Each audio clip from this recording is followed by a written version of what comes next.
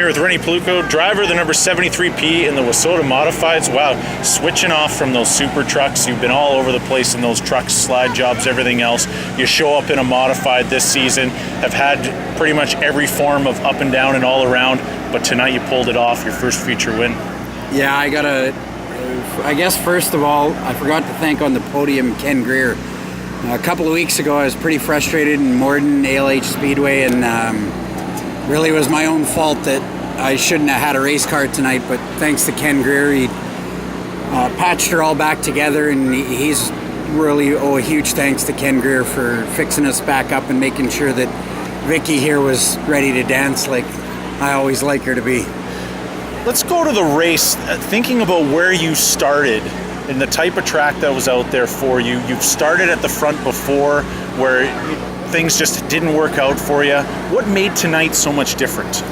There was a full lane of traction up top, which made it to my advantage because I had to make a colossal mistake in order to not win the race. The track was wide enough that if I made little mistakes, it wasn't going to punish me, and I made about 7 or 8 little ones, but none big enough that anybody could capitalize on. So, was there at any point that you were kind of nervous about someone showing up because of the fact that you've been in the front before and guys have gotten around you? Nervous about it? No. Expecting it? Yes. It's what happens when you got a field of that many good racers behind you. You're not going to run away with a 20-lap race on a crowd like this and just check out on them in your rookie season. Somebody's going to show up and show you something and try and rattle your cage, whether it's a bump under caution or a late race slide job like Karalik tried. And again, hats off to him for leaving me just enough room that neither one of us were in danger of getting tore up, and we just got to have a fun race. Did you see him ahead of time at all before that last lap in turn 1 and 2 when he decided that he was going to make that move? No, I think on the only time, because I knew Karalik was starting behind me, I caught anything, was going into turn 1, lap 1. I think I slowed down way before he expected, but I kind of live up there.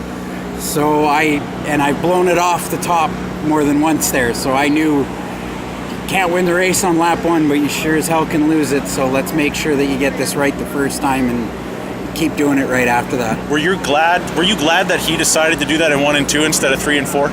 I don't think he had any hope of doing it in 3 and 4. There just wasn't enough racetrack down there to have him get a run. I mean, I never went down there, but it seemed to me like in any of the racing I watched, nobody really gained any ground in 3 and 4 on anybody unless it was around the top. All right, well, congratulations, and we'll see you next week. Thanks I guess. again, Anthony. You're welcome.